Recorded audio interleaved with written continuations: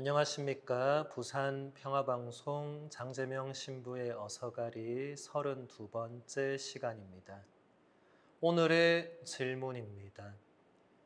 본시오 빌라도는 누구예요? 유케프렌즈는 이렇게 대답합니다. 본시오 빌라도는 예루살렘에 파견된 로마 제국의 총독이에요.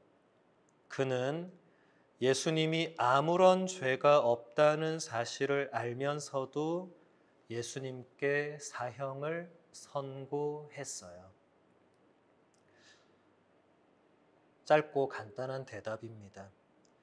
예수님 시대의 이스라엘은 로마 제국의 식민지였습니다.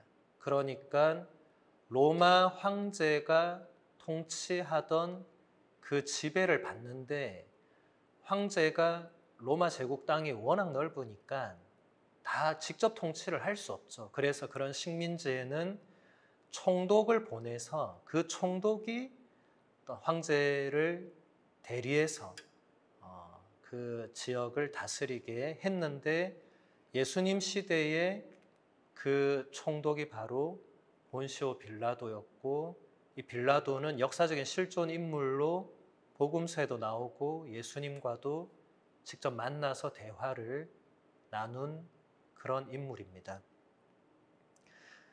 기원 후 26년에서 36년경에 티베리우스 황제가 로마 제국을 통치하던 시기에 유다 지방을 다스리던 총독 본시오 빌라도는 신약 성경에서 예수님의 순환과 죽음과 관련된 이야기에 등장하고 있습니다. 빌라도는 예수님을 십자가에 못 박아서 사형에 처하라고 공식적으로 명령을 내린 사람입니다. 빌라도는 유다 지방의 총독으로서 아내와 함께 카이사리아에 거주하면서 유다와 사마리아 지역을 다스렸습니다. 빌라도는 사법, 군사, 행정에 대한 전권을 지니고 자신이 관할하던 지역에서 막강한 권력을 행사했습니다.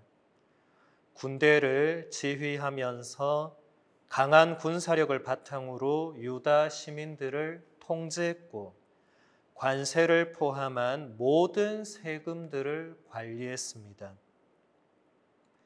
이스라엘 백성은 비록 로마 제국의 식민 지배를 받고 있었으면서도 어느 정도는 자유와 자치권을 누리고 있었습니다. 그 중심에는 이스라엘 백성의 최고 의회가 있었습니다.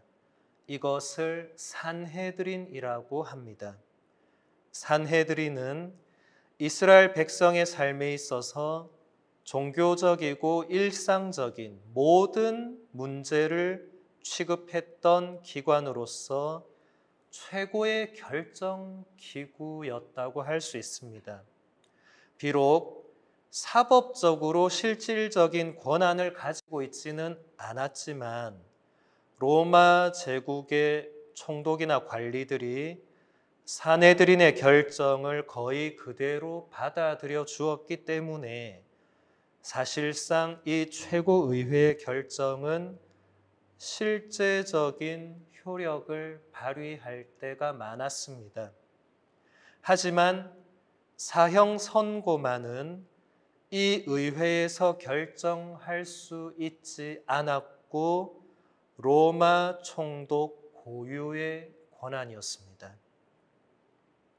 네 복음서는 모두 다 예수님을 재판하고 사형 선고를 공식적으로 내린 사람이 빌라도였다고 기록하고 있습니다. 예수님 시대에 로마 제국의 승인이 없이는 어느 누구도 사형에 처할 수 없었기 때문에 이스라엘 백성의 종교 지도자들은 예수님을 로마 총독 빌라도에게 데려가서 군중을 선동하여 사형 선고를 내려달라고 청했습니다. 빌라도는 예수님께로부터 아무런 죄목도 찾지 못했다고 하면서도 이스라엘 백성들과 그 종교 지도자들의 반감을 사고 싶지 않아서 예수님께 사형을 선고합니다. 빌라도는 이스라엘 백성이 우상 숭배라고 생각했던 로마 황제의 상징이 들어있는 군대의 깃발을 예루살렘에 들여왔고 황제의 이름이 새겨진 금 방패를 예루살렘 성전에 걸어 놓았으며 수도관을 만들기 위해서 예루살렘 성전의 재산을 빼냄으로써 이스라엘 백성의 큰 분노를 사기도 한 인물입니다. 예루살렘 성전의 재산을 빼돌린 이 사건은 이스라엘 백성의 거센 저항을 불러일으켰는데 이때 빌라도는 로마 군사들을 보내어서 저항하는 군중들을 죽이도록 했습니다.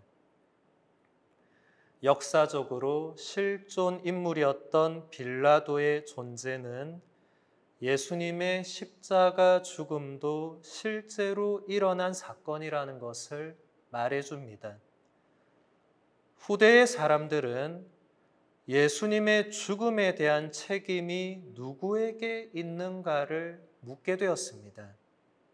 그 답으로 예수님을 배반했던 제자 유다 이스카리옷, 예수님을 죽이기로 결정한 사내들인의 모든 종교 지도자들, 또 예수님께 사형 선고를 내린 빌라도, 예수님을 십자가에 못 박아 죽이라고 빌라도에게 외쳤던 그 이스라엘 군중들에게 예수님의 죽음에 대한 책임이 있다고 생각을 했습니다. 하지만 교회는 예수님의 죽음에 대한 책임을 이들에게 돌리지 않으며 다음과 같이 가르칩니다. 계속해서 죄에 떨어지는 사람들이 이 무서운 잘못에 책임이 있는 사람이라고 보아야 합니다. 우리 주 예수 그리스도께서 십자가의 형벌을 받으신 것은 우리들의 죄 때문이므로 타락과 악에 빠지는 사람들은 마음 안에서 그들 안에 계신 하느님의 아드님을 거듭 십자가에 못 박고 모욕을 주는 것입니다. 그리고 이런 경우에 우리의 죄가 유대인들의 죄보다 더 크다는 것을 알 수 있습니다.